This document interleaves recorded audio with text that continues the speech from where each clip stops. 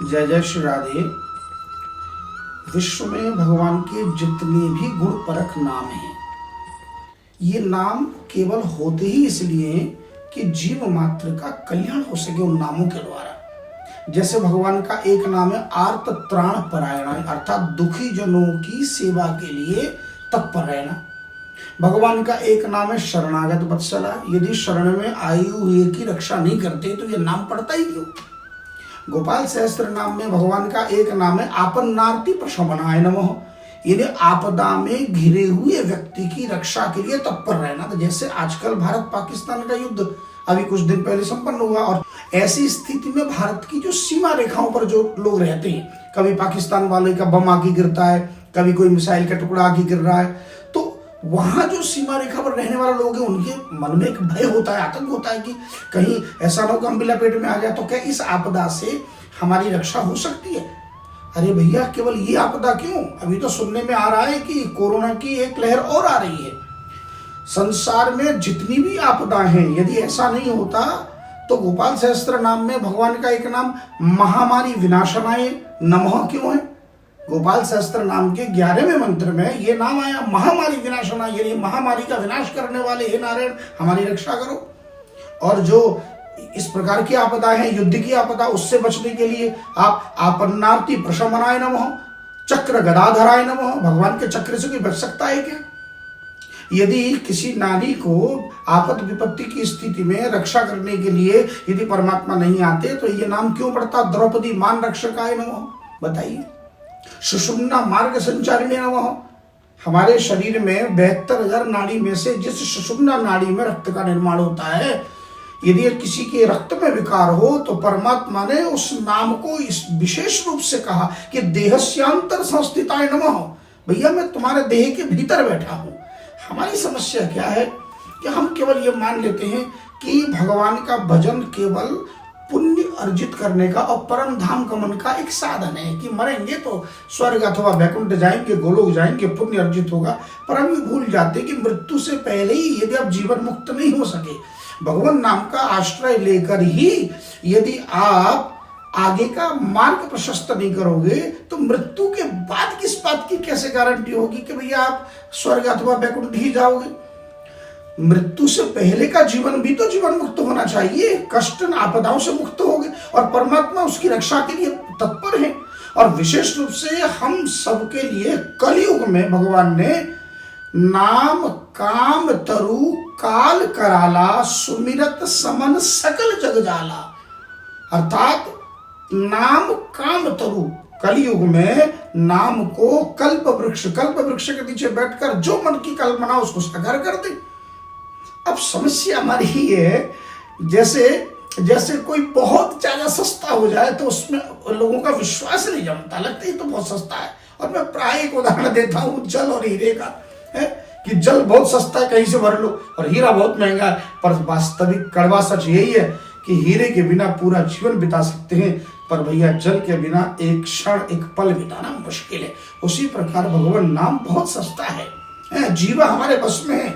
आप चाहें तो गुरु और संतों का आश्रय लेकर नाम का आश्रय लीजिए। अरे गुरु नानक जी तो यहां तक कहते हैं कि नानक नाम जहाज है चढ़े सो उतरे पार। नानक नाम जहाज है चढ़े सो उतरे पार, जो श्रद्धा कर सेव दे गुरु पार उतारनहार। नानक नाम जहाज है, नाम रूपी जहाज पर बैठ जाओ तो भैया चढ़े सो उतरे पार, तो भैया भवसागर यानी उस पार जाना ही निश्चित है। और जो श्रद्धा कर सेव दे, लेकिन इसका सेवन श्रद्धा से करोगे तो गुरु पार उतारनहार, फिर सदगुरु आपको पार उतारने वाले वो केवट बनकर, खेवैया बनकर सदगुरु इस भवसागर से पार लगाते हैं। और एक बात और मैं स्पेशल आपको बताऊं विशेष रूप से, केवल ये आपदा विपदा की स्थिति नहीं, जीवन में चाहे आप कितना भी अवसाद ग्रसित हो, डिप्रेशन हो, चाहे कोई असाध्य रोग हो। अच्छा, हमारे शरीर में जो रोग होता है, कुछ लोग ये कहते हैं कि महाराज जी तो क्या हम दवा न खाएं, अस्पताल न जाएं। अरे क्यों ना करें। देखो, अगर आप चलते चलते कहीं कोई हाथ पर कट जाए तो कई बार डॉक्टर कहते हैं कि आप ऐसा करना, इसमें आप पट्टी लगा लो, और ये पट्टी 1 हफ्ते में आपको प्रतिदिन आकर करनी है, हम पट्टी बदलनी है। अब देखो, आप डेली जाते हो और उसकी सफाई करते हो घाव की और पट्टी बदलते हो और धीरे धीरे धीरे धीरे घाव भर जाता है। तो घाव भरने की प्रक्रिया तो शरीर के भीतर से ही है भाई। वो दवा घाव नहीं भर रहा है, वो दवा, वो जो पट्टी है वो बाहर के वायरस से, बाहर के प्रतिरक्षा प्रणाली के रूप में, यानी बाहरी शत्रु से उसकी रक्षा कर रहा है। बाकी जो घाव भरने की प्रक्रिया तो शरीर के भीतर ऑटोमेटिकली परमात्मा ने बनाया। ठीक उसी प्रकार जब आप भगवान नाम का आश्रय लेते हैं तो परमात्मा भीतर बैठे हुए हैं, और वो जो रोग, जिस प्रारब्ध को भोगने के लिए आप ये कष्ट पा रहे हो, वो प्रारब्ध तो भीतर से तब मिटेगा जब आप नाम का आश्रय लोगे।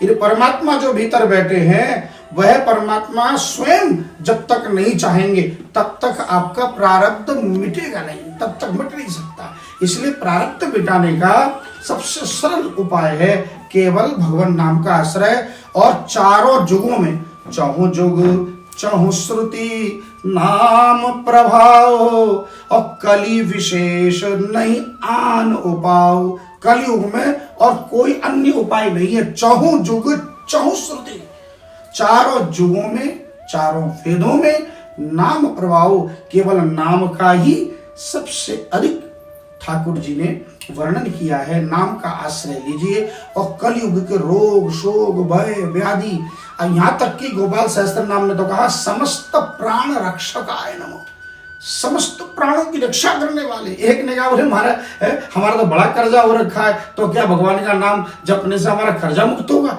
अरे भाई, तो भगवान का नाम क्यों है फिर? दारिद्र्य भंजनाय नमः, हमारे दरिद्रता का भंजन करने वाले ये नाम क्या? तो क्या भगवान का नाम ऐसे ही बन गया? महाकाल ने, भगवान शंकर ने माता पार्वती को ये नाम ऐसे ही बताई? नाम तभी पड़ता है भौतिक जगत में भी किसी व्यक्ति का नाम उसके किए हुए आचरण के अनुरूप ही पड़ता है। अगर कोई किसी का सामान लूट लेता तो कहता ना ये चोर है, ये लुटेरा है, ये जेब कतरा है। उसके ठीक उसी प्रकार भगवान का नाम पड़ गया दारिद्र भंजना के, ये दरिद्रता का नाश करते। भगवान का नाम पड़ गया है कि समस्त प्राण रक्षकाय नमः, सर्व भावज्ञाय नमः, सबके मन के भाव को जानने वाले हैं। ये सब भगवान के गुणपरक नाम इसलिए दिए कि आप इन नामों का आश्रय लो।